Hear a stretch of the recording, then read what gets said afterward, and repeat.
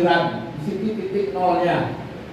Kemudian dia ke Mosul, ke Irak, 700 km dari Isfahan. Lah 700 kilo, Bu. Pengambilan ke sini berapa kilo? 10 kilo ada. Nggak kurang ya, kurang 01. Ya ya. Kemudian terus dia ke Nasibin, itu kepada Turki sekarang.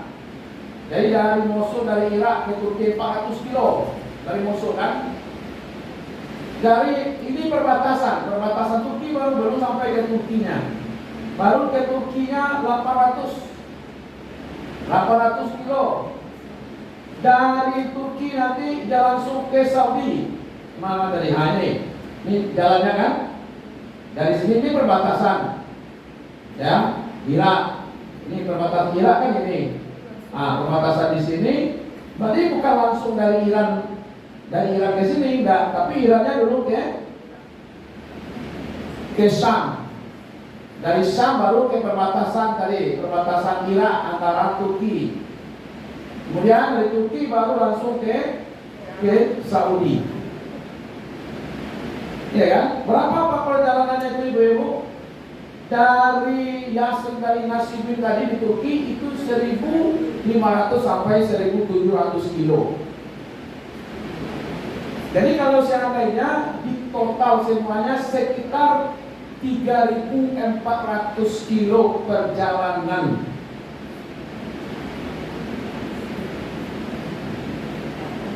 Ya kan? Dari perjalanan dia mencari ini. Ya kan? Atau ya sekitar 4.000-an lah. Ya sekitar seperti itu. Ya kan? Berapa lamanya? Lama perjalanan itu. Berapa negara itu? Iran sekarang itu, kemudian ke Syam, ya kan? Kemudian ke Irak perbatasan, kemudian ke Turki, kemudian Turki ke Saudi. Itu perjalanannya, Bu. Apa yang dia cari? Karena dia tak puas kan dari agama Majusi masuk Nasrani, pelajari, akhirnya dia cari guru berganti guru sekitar 20 sampai 30 tahun perjalanan yang dilakukan ini. Kita sudah berapa tahun mencari gitu, ya kan? Nah, di sekitar 20 berpindah-pindah kan? Berpindah-pindah ya. Jadi kata Ibnu Katsir menyebutkan bahwa usia Salman ketika bertemu dengan Nabi sudah cukup lanjut. Karena tadi umur 20 saja tambah 30 berarti 50 tahun. Umur 50 dia bertemu dengan Rasulullah.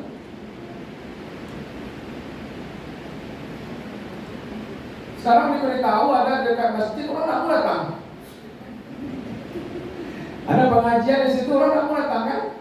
Begitu dia mencari gitu. Ya kan? Jadi kata Ibnu Katsir dalam kitab tafsirnya sudah usia lanjut sekitar 30. Kalau 30 dari umurnya 20 berarti 50 tahun umurnya baru dia ketemu dengan Rasulullah. Sehingga ini betul-betul Ibu-ibu sesuai dengan ayat ini. Walladzina jahadu fina lanahdiyanahum subulana. Orang-orang yang bersungguh-sungguh di jalan kami pasti akan kami tunjukkan kepada mereka jalan-jalan kami itu. Ternyata tidak dari Iran langsung ke Saudi, tapi melewati, ya kan? Berarti kira-kira itu Ibu-ibu kalau seandainya di Madinah ketemu dengan Rasulullah tapi tidak dipastikan tahun keberapanya, ya kan? Berarti kan ketika dia mencari agama itu Nabi belum diutus, ya kan? Ya, karena Nabi 23 tahun. Dia belum mulai mencari, mulai dari Majusi orang tuanya, kemudian dia masuk gereja, kemudian datang di rombongan ke Syam.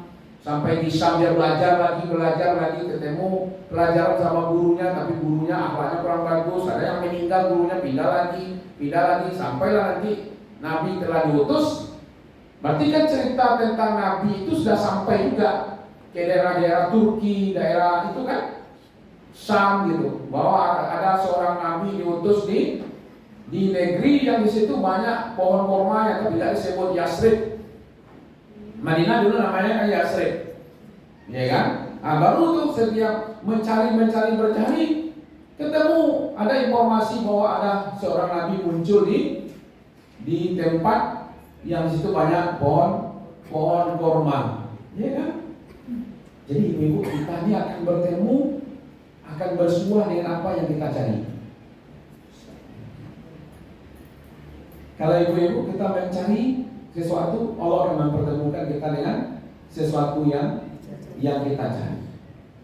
Makanya ketika Buya Hamka ya dibully lah gitu ya, dicemeh atau apa, karena orang menganggap maka itu kan tanah suci kan, padahal iya gitu. Iya kan? Allah saja bersumpah demi kota Makkah kan? Iya kan? Apa sumpah Allah demi kota Makkah? Watini wa zaitun wa turi sinin wa hadzal baladil amin. Iya kan? Ada ayat la uqsimu bihadzal balad wa anta hillu bihadzal balad wa waliyu wa ma walad. Ya kan? Allah bersumpah demi kota Makkah. Jadi kata orang kepada Buya Hamka, saya tidak tahu ya Pak jemaahnya atau siapa, Buya, saya ketemu pelacur di Makkah. Kata Buya Hamka, apa dalam kira-kira? Apa maksudnya dia mengatakan saya ketemu pelacur di Makkah? Kata Buya Hamka, saya ke Amerika nggak ketemu dengan pelacur. Kok Anda ke Makkah bisa ketemu dengan pelacur? Oh, nggak mungkin tuh Buya, di Amerika nggak ada pelacur. Kata Buya Hamka, kita akan bertemu dengan apa yang kita cari. Karena saya ke Amerika tidak mencari pelacur, maka nggak ketemu. Nah, paham saya lagi, berarti Anda ke Makkah cari yang lain, iya kan? Cuma kalau carinya Allah di Makkah ketemu tuh, iya kan? Bagaimana supaya rasanya dekat dengan Allah di Makkah itu gitu, umpamanya kan? Iya kan? Nah, ternyata ayat, coba ibu buka surat An-Najmi. Saya ingin jelaskan ini sedikit. An-Najmi itu surah yang berapa ya? Surah An-Najmi ayat 39. Surah yang berapa?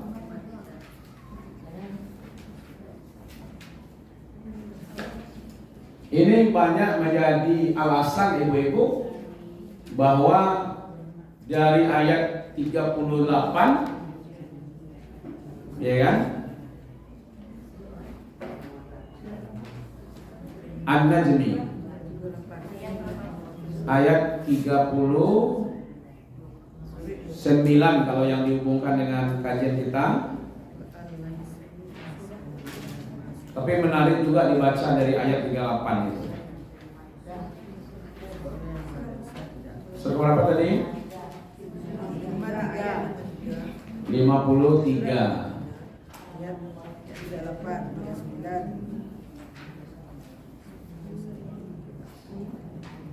Ayat 38-nya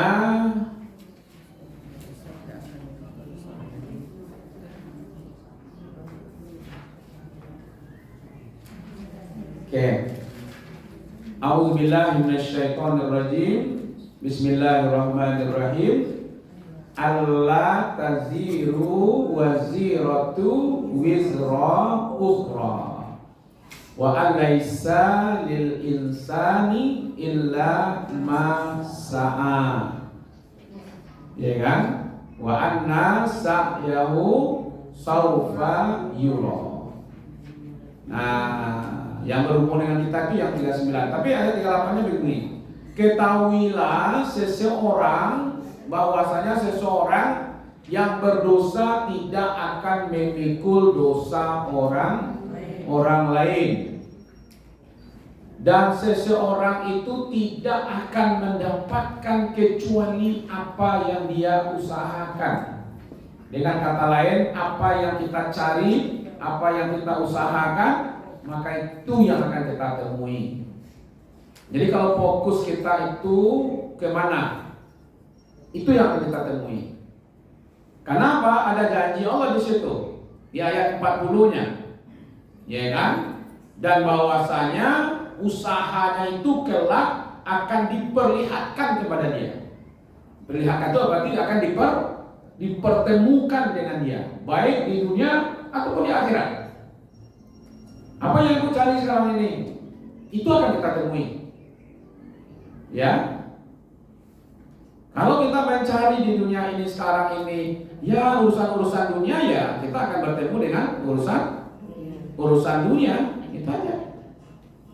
Umpamanya kita mencari ilmu, oke, Allah akan mudahkan.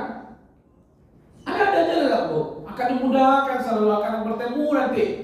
Ya, saya dulu terasa betul tuh. Dulu karena sibuk, nah sebenarnya untuk mencari alasan itu senang dulu. Ya kan, baru paham saya gitu, ya kan. Ternyata istri dan anak-anak sering tertinggal, ya kan. Berangkat kadang-kadang Jumat berangkat, pulang Senin. Bayangkan COVID berapa tahun? Ibu kemana-mana saja selama COVID? Di rumah saja. Nah, itulah banyak yang cantik-cantik dan putih-putih, karena tidak ada berjemur-jemur. Biasa aja ya. Saya selama COVID itu ibu-ibu ke pesisir, sampai Damasraya, sampai ke 50 kota, Pasaman Timur, seluruhnya selama COVID. Pakai jaket rompi oranye, tapi bukan KPK ya. Dulu ada di Muhammadiyah namanya MCCC, Muhammadiyah COVID Command Center namanya. Nah kebetulan saya jadi ketuanya untuk Sumatera Barat. Jadi ngantar obat-obat, ngantar masker, ngantar sembako itu ke daerah-daerah. Tapi karena saya jadi pakai rompi oranye dari MCC itu, maka bebas aja keluar masuk. Kan orang diperiksa-periksa kan? Ya, tapi memang saya orang yang patuh aja Bu. Patuh itu artinya vaksin gitu. Ya vaksin gitu. Nggak ada protes gitu. Gimana kita mau protes? Kita ketuanya. Jadi kita Pak Gubernur, Ustadz harus duluan divaksin. Dibuat videonya supaya jemaah-jemaah Ustadz yakin Ustadz sejola vaksin Pak. Ya jadi hal seperti itu yang saya gitu. Jadi banyak itu keluar mana-mana ibu-ibu. Nah baru saya sadar 3 tahun ini, ternyata sering tertinggal keluarga akhirnya. Barulah Akta sekarang yang sering dengan saya kan, yang kecil. Kadang-kadang gitu kok. Apa yang kita cari ya itu yang kita dapatkan, ya kan? Peluang. Lalu dari awal COVID, karena tidak ada pengajian kan tidak ada. Adanya cuma lewat Zoom. Ya kan paling itu kan. Ada juga jemaah minta, Ustaz tolong buat rekaman di rumah, nanti diputar menjelang berbuka di masjid kan ada dulu. Pernah kan gue dengar ceramah-ceramah itu? Dulu gitu, dikirim ke pengurus masjid, nanti diputar menjelang berbuka puasa gitu ya. Atau ada permintaan dari radio, dari TPRI gitu dulu. Tapi di rumah aja. Nah, pakai Zoom saja begitu gitu. Akhirnya saya punya tekad ibu-ibu. Saya ingin selesaikan satu juz 30 itu ditadaburi mulai dari ayat dari surah An-Nas itu per ayatnya. Ternyata selama COVID dipermudah oleh Allah. Di siang, malam, pagi, sore itu aja kerjanya di rumah sampai malam. Buka tafsir seperti ini, pelajari. Karena tadi itu, ya kan? Jadi kalau ibu-ibu kita cari ilmu, Allah yang akan mempermudahnya. Ya kan? Allah permudah gitu. Ya kan? Itu janjinya, karena wa alaisa lil insan illa ma sa'a. Itu ayat tadi kan? Allah akan mempertemukan, Allah akan memberikan, ya kan, apa yang dia tuju.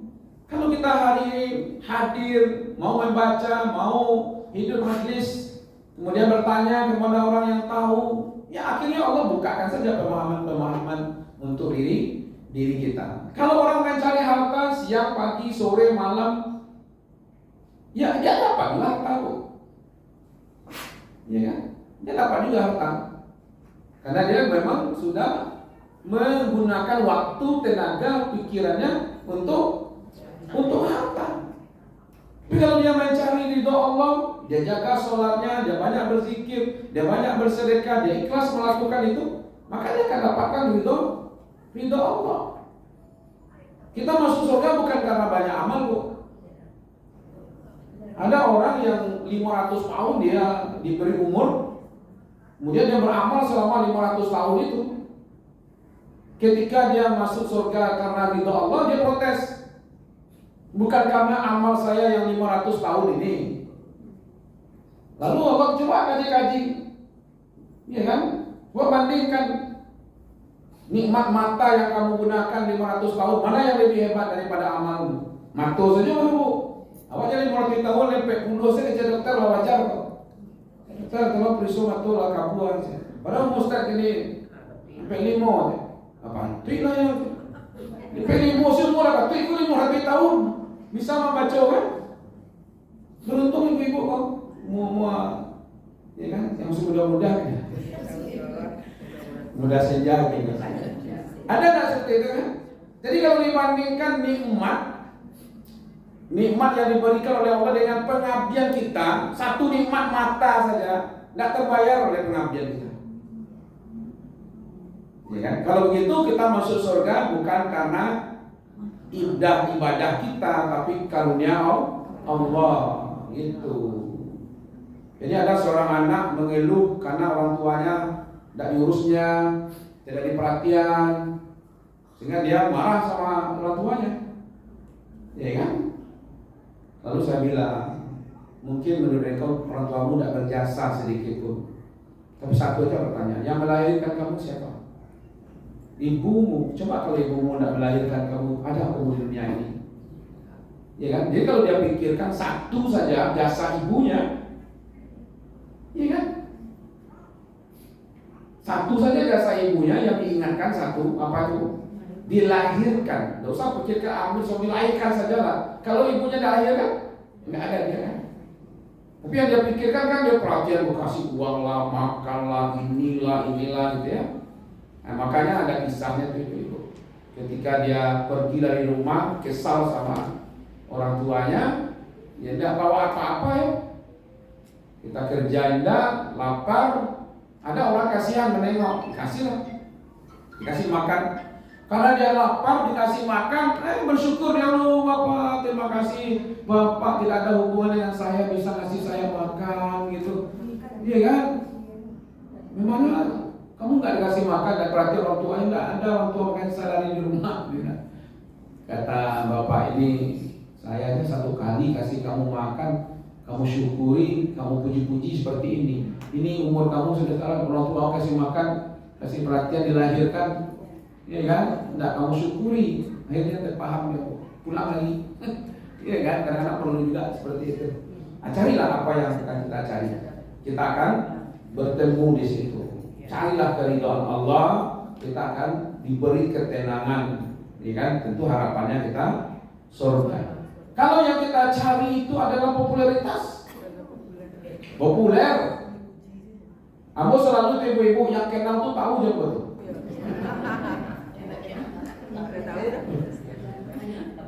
Iyo, karena tidak pakai peci, tahu juga aku ustad loh. Enak, karena pakai baju kaos, ustadnya saya kan tahu kan. Kalau itu yang dicari ya tahu orang dengan kita. Tapi kan tidak ada gunanya. Nah ini yang menarik ibu-ibu. Kalau kita mencari akhirat, ya man, makanatil akhirat. Kalau dia mencari akhiratnya, ham maut, yang dia butuhkan, yang dia inginkan itu, Ja'alallahu, Allah akan jadikan untuk dia, bukan kita yang mendapatkan. Allah akan jadikan apa yang ada yang dalam hatinya itu untuk diri dia. Jangan. Kalau carinya dunia dapat, tapi begini hadisnya.